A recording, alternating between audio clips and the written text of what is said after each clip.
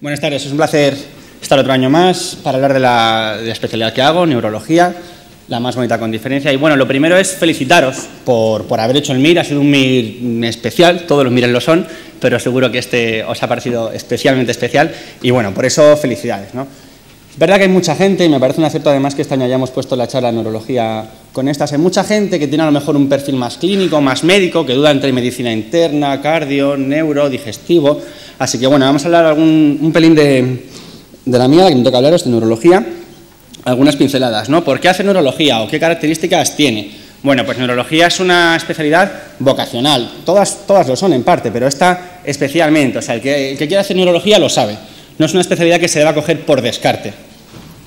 En el fondo el que quiere hacer neuro lo ha sabido siempre o casi siempre.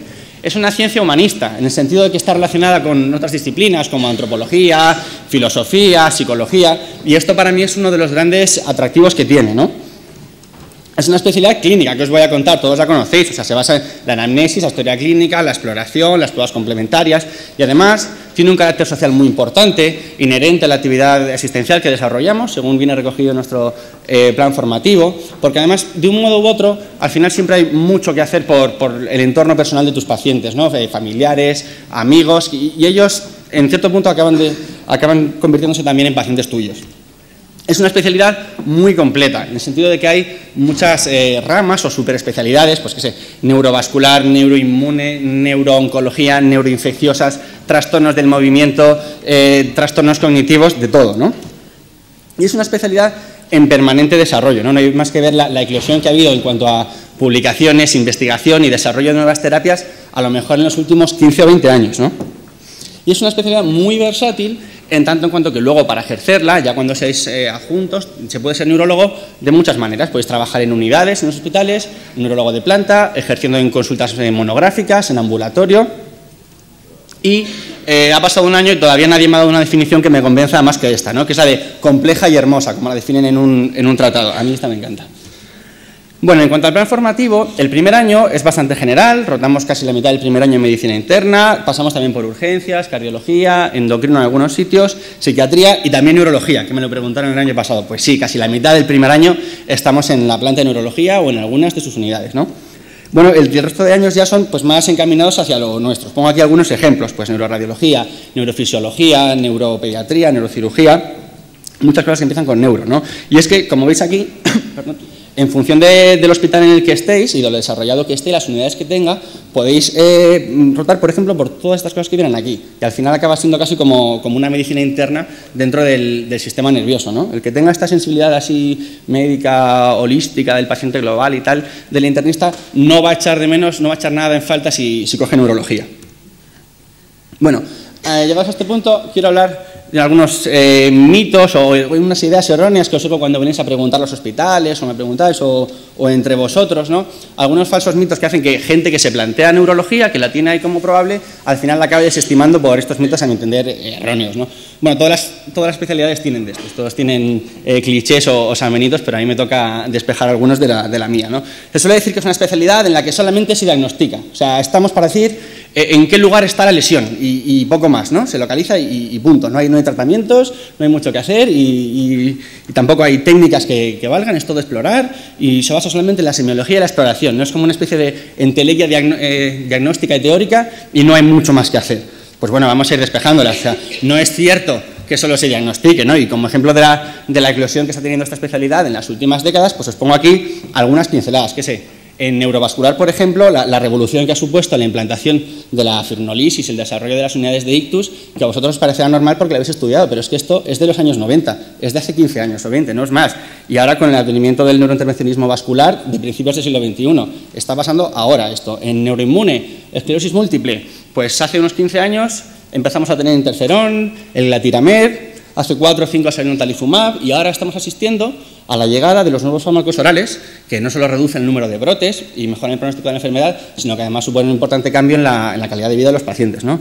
En epilepsia, pues con la aparición de los nuevos fármacos antiepilépticos, el desarrollo de la cirugía de la epilepsia, de estimulación del nervio vago, pues ahora mismo tenemos un porcentaje de pacientes epilépticos libres de crisis que era impensable hace no demasiado tiempo.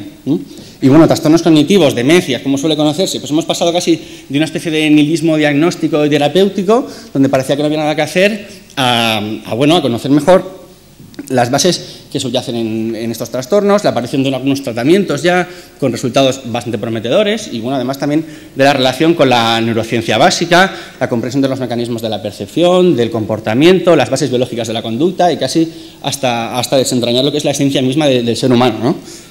Ahí queda eso. No es verdad que no existan técnicas, punciones, hacemos punciones, es verdad, pero también hacemos muchas otras cosas, como estas que os pongo aquí, hacemos exploraciones neurovasculares ultrasonográficas. Antes decía el oftalmólogo, somos los únicos que hacemos ecografía. Pues no, nosotros también hacemos las nuestras, ¿vale? Y en algunos sitios llegamos incluso a hacer cosas como la que veis aquí abajo, ¿no? Neurointervencionismos, extracción mecánicas de trombos, y eso está pasando ahora. Y no es verdad que se base solamente en la semiología, es decir, nos apoyamos en neurofisiología, en medicina nuclear, en neuroimagen, en neuropsicología, o sea, es una especialidad completísima y amplísima.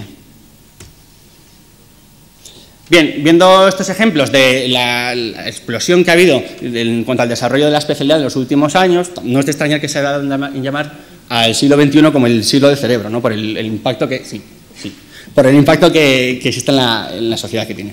De hecho, el otro día, hablando de esta charla con un adjunto mío, me decía que en el fondo envidiaba en parte a los residentes de mi generación por estar formándonos en esta época en la que existe un panorama tan ilusionante de desarrollo futuro, ¿no?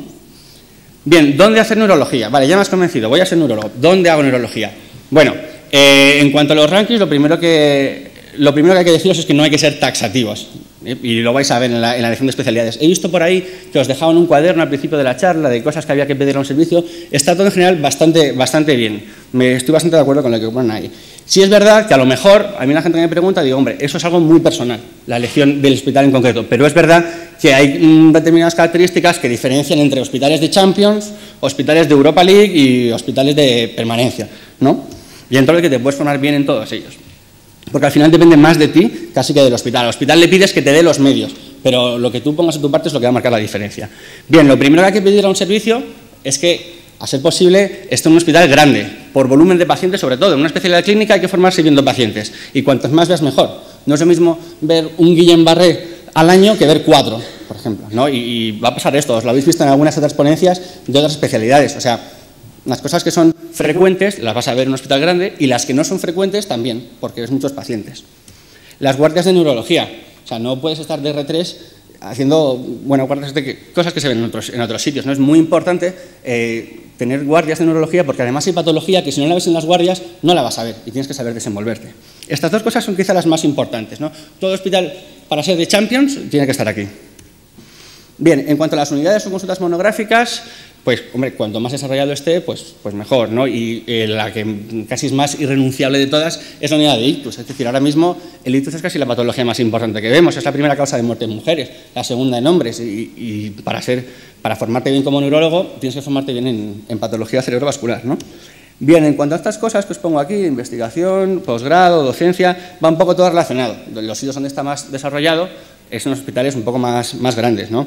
Entonces, ¿es importante que se investigue, que el servicio publique? Sí, sí, es el perfil que busca, sí, pero tan importante como eso es que tú seas parte de eso, o sea, que te hagan parte de las investigaciones, que te pongan los medios para que puedas publicar, que se te estimule el que tengas esta sensibilidad.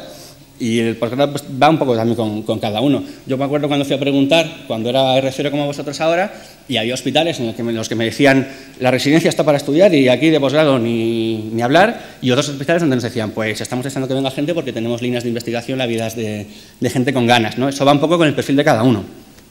Y la docencia, pues está un poco todo relacionado, ¿no? Es bueno que esté en un servicio donde se estimule que el residente participe en sesiones clínicas, que bastantes, que se promueva, que se facilite el que se vaya a congresos y ese tipo de cosas, ¿no?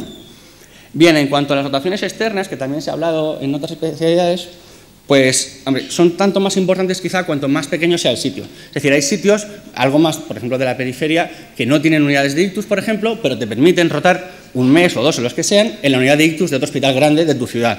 Pues esto es de las cosas que tendríamos que pedirle a un hospital algo más mediano si al final no podemos coger uno más grande, ¿no? En todo caso, elijáis el hospital que elijáis, siempre es un aliciente, es bastante enriquecedor irte al final de la residencia un mes o dos o los que sean al extranjero porque siempre se aprenden cosas. Y yo es una de las cosas que preguntaría, ¿no? Si dan facilidades para estas cosas.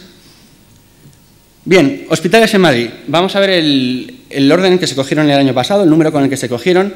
En Madrid hay muchísimas plazas, hay 32 este año, las mismas que había el año pasado, ¿no? Entonces eso hace que las plazas aguanten bastante y se puedan coger ya con números un poco más avanzados. Veis que en general no hay que ser taxativos, que antes de que se acabe un hospital se empieza a coger el otro. Por esto que os decía, porque la especialidad, la elección del hospital es algo muy personal, pero sí es verdad que los hospitales grandes se cogen antes, ¿no?